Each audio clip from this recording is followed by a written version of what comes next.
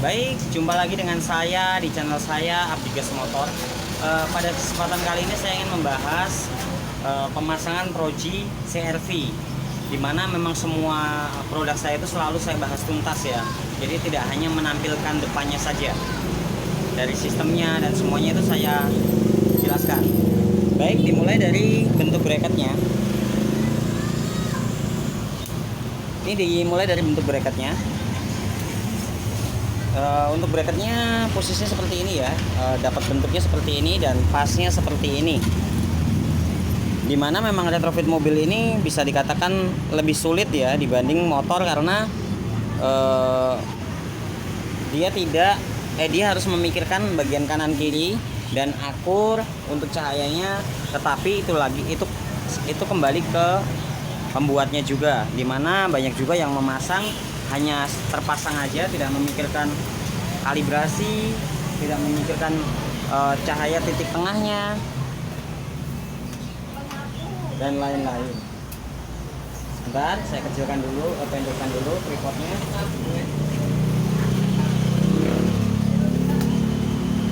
Baik, untuk belakangnya dia tidak perlu dirubah ya untuk CR-V ini, karena memang bidangnya cukup besar sekali. Ini bagian belakangnya tidak dirubah.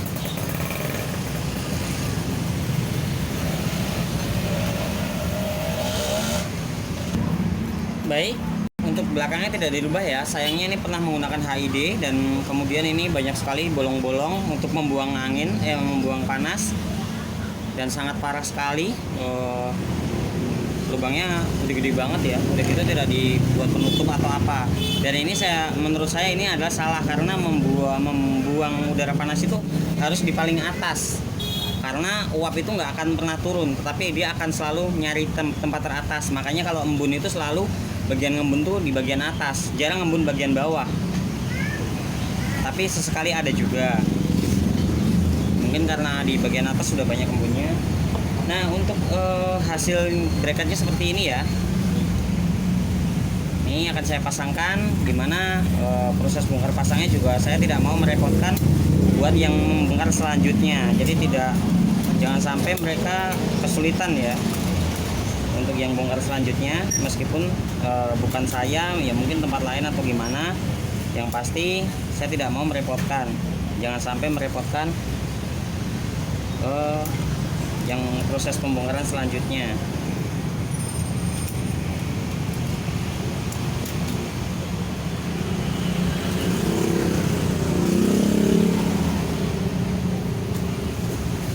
Untuk sampai saat ini masih sering sekali saya nemuin retrofitan yang di mobil itu asal ya, jadi asal masang aja dan asal terpasang tanpa memikirkan kalibrasi dan lain-lain. Jadi hanya ngejar modelnya saja.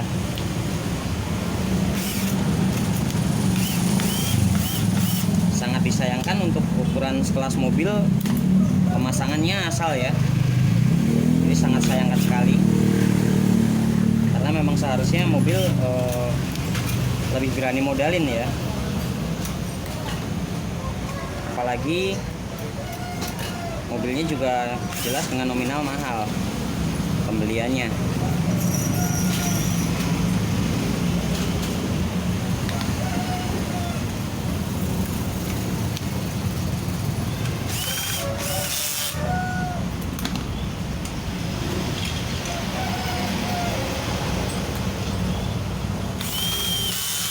Nah, untuk bracketnya sendiri saya anggap susah ya, karena ini menggunakan 4. Ini saya baut, kemudian di sini ada baut kalibrasi ya, 2 atas bawah. Jadi nanti kalau misalnya kurang naik sedikit atau turun sedikit, maka Proji lebih mudah digeser, digerakkan naik turun, kemudian diputar sedikit. Ini ada toleransi gerak, di mana dia butuh ke kanan ke kiri hanya sedikit. Dan Proji yang terpasang bukan ini ya, ini memang sengaja saya khususkan buat ngemal, buat nyetak, buat ngelihat cahaya, dan ini memang saya korbankan buat itu. Nah, untuk bagian belakangnya, karena ini menggunakan 2, ini juga termasuk salah satu kesulitan ya.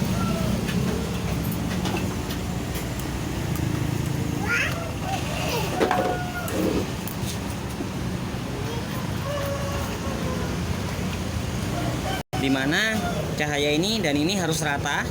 Kemudian cahaya headlamp sini dengan headlamp sebelahnya pun harus rata juga.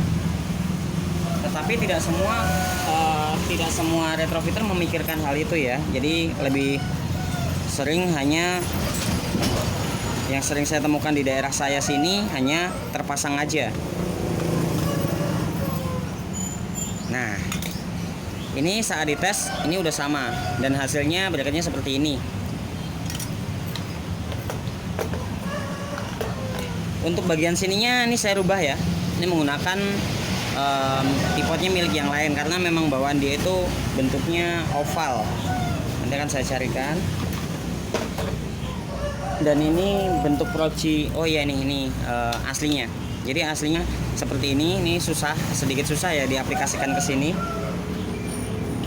Ini sebelumnya kalau hanya memasang satu enak ya. Jadi tinggal bikin ngerubah bagian sini aja, tidak perlu merubah total. Tapi karena ini saya nggak mau potong ini, jadi saya biarkan saya bikin buat baru dan ini biar disimpan dengan rapi.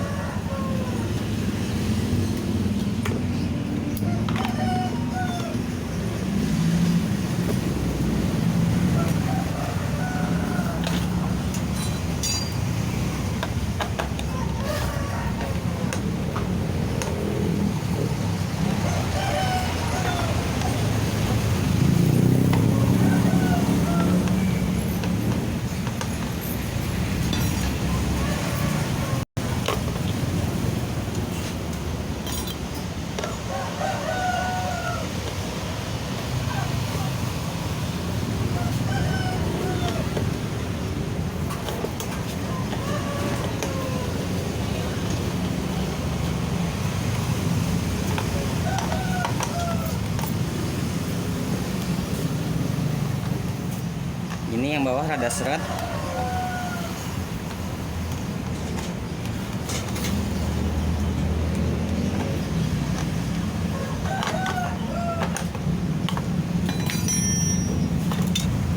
Ini harus dipasang ya, menggunakan pivot biasa yang saya pakai. Nah, udah pas, cetek. Nah, ini yang sering saya maksud ya.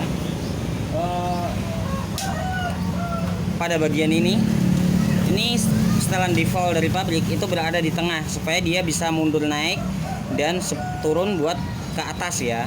Untuk bagian kanan kiri juga sama. Ini berada di setelan default itu berada di tengah baut. Jadi dia bisa mundur itu membuat lampu jadi ke kiri dan maju untuk ke tengah. Itu setelan default. Jadi kesulitannya itu di bagian situ ya, dimana saat setelan default itu berada di jarak pandang yang pas, dia bisa naik dan bisa turun. Dia berada di tengah dan bisa ke kanan dan ke kiri. Itu pun harus dibarengin dengan ini. Nah, ini pas banget ya. Jadi pada saat default itu ini ada di tengah persis. Jadi jangan sampai buat yang belum tahu kan suka nanya, itu kan tinggal kita leveling. Jadi nanti view-nya nggak akan enak.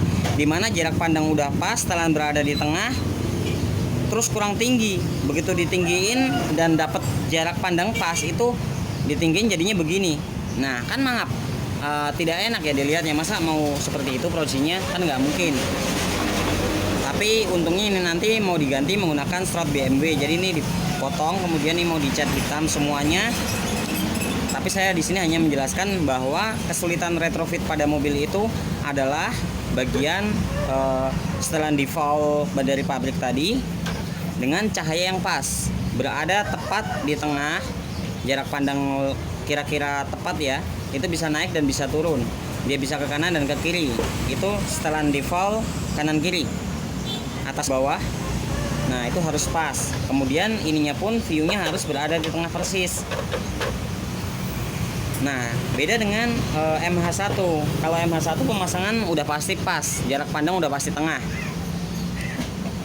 Dia PNP ya. Oke, penjelasannya sampai sini. Nanti akan saya jelaskan juga bagian sebelahnya. Baik, untuk sebelahnya udah saya ambilkan ya. Nah, di sini terlihat ini pernah menggunakan HID ya, dan memang ini posisi terakhir adalah HID. Oke, nah ini HID dengan GS. balas 55 outputnya. Oke. Nah, mungkin karena saking panasnya menggunakan HID, akhirnya coating pun mengelupas. Tapi masih mending ini ya mengelupas dibanding menjadi kuning. Itu terlihat. Nah, untuk proses coating nanti akan saya jelaskan di video selanjutnya ya, dimana sebenarnya menurut pendapat saya coating itu tidak disarankan, tetapi itu pilihan terbaik. Saya akan jelaskan tentang coating, dimana prosesnya, dimana sistemnya, cara kerjanya, sampai sedetail mungkin. Ini terlihat mungkin kepanasan jadinya banyak coatingnya yang ngelotok ya. Nah, ini yang ngelotok itu. Oke. Nah, ini setelan jarak pandang pas itu enak kan di tengah. Ini belum saya bongkar dan setelan jarak pandangnya itu pas banget ya, berada di tengah. Dia bisa turun sedikit dan naik sedikit, itu paling cuman sekitar 2 mili aja udah jauh banget ya. Baik, ini akan saya proses pembongkaran ya. Dimana yang sebelah kiri udah jadi, udah fix, tinggal sebelah kanan. Nah, untuk sebelah kanan tidak terlalu sulit seperti yang kiri karena sudah tahu langkah-langkahnya, sudah tahu ukurannya, tinggal nge-mirror bentuk dari yang ada. Baik, saya akan proses pembongkaran, akan lakukan proses pembongkarannya.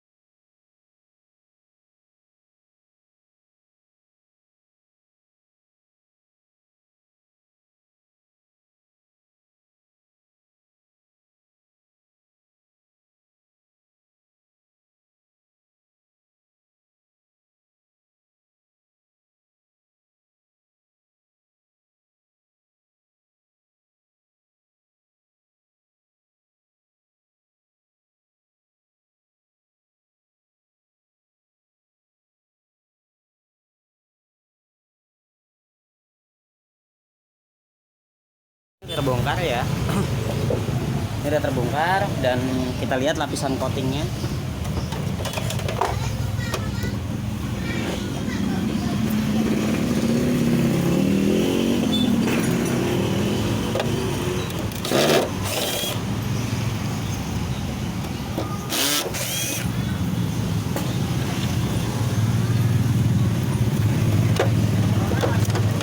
Nah, waduh, banyak apanya itu. Ini terlihat lapisan coatingnya pada ngeletek ya. Ini lapisan atau coating ya, karena lapisan dengan coating sama aja sih. Nah, ini pada ngeletek. Nah, next akan saya jelaskan cara mengcoating, prosesnya, teorinya, dan sistemnya seperti apa. Ini adalah coating yang sudah ngelupas.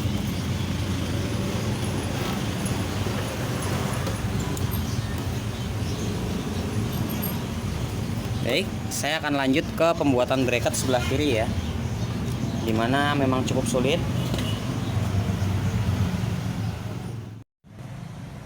Baik, ini udah terpasang ya, udah terpasang. Kemudian untuk electric leveling selalu bisa dicopot nih, nanti bisa dicopot ya, jadi kayak bawaan mobilnya. Terus untuk kondisi bracketnya seperti ini, dan saat udah terpasang jadinya seperti itu, karena memang tidak cukup tidak cukup banyak waktunya ya, ini udah beberapa hari, dan memang tidak mudah karena ngakurin cahaya ini dan ini, kemudian ngakurin juga sama sebelahnya, dan alhamdulillah semuanya dapat rata ya, tanpa kendala. Tapi sempat ngulang bracket berkali-kali. Oke, dari depannya ya, dan kemudian juga cahayanya outputnya jelas.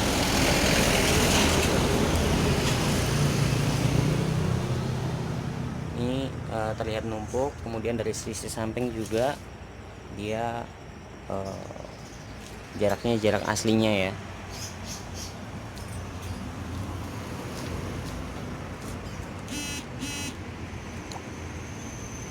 Oke.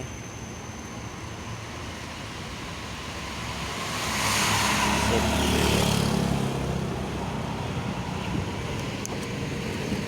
Nah, untuk bagian dalamnya tadi udah saya pasang. Itu kontrol levelingnya di situ ya. Oke.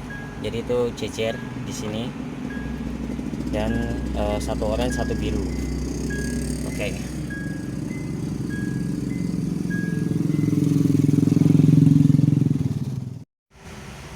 Nah, ini untuk fog lampnya ya. Jadi ini belum saya pasang. Nanti akan saya pasangnya di sini ada kolom 2. Nah, di sini ada apa? Tempat nganggur ya, ini 2 biji, pas banget. Jadi satu oranye, satu biru. Yang oranye buat fog lamp, yang biru buat lampu utama. Nah, akan saya nyalakan fog lampnya.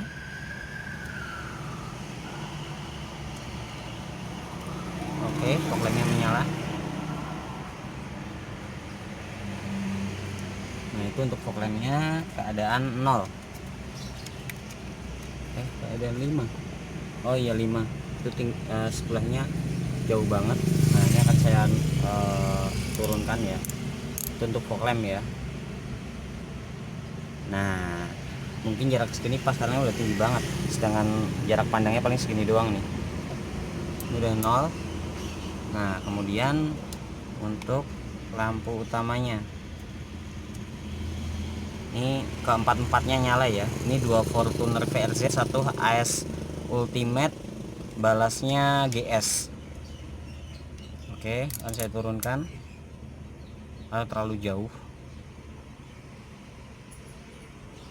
Nah, ini saya turunkan ya, terus saya naikkan.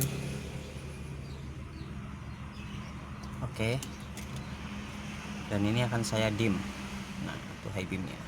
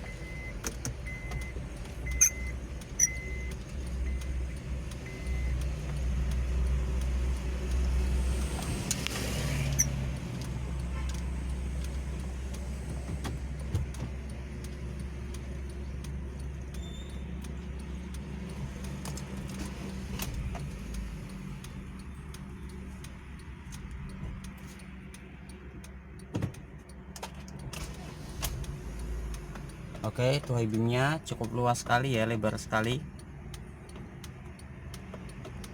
Dan ini untuk fog lamp.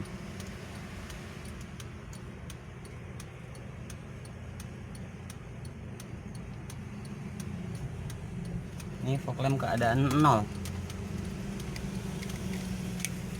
Ini akan saya naikkan. Oke, itu naik. Nah, cuman yang kanan terlalu ke kanan.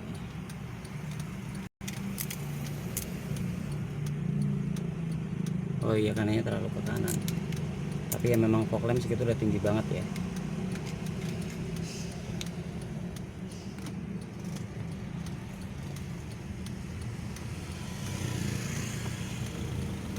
Ini kalau langsung dim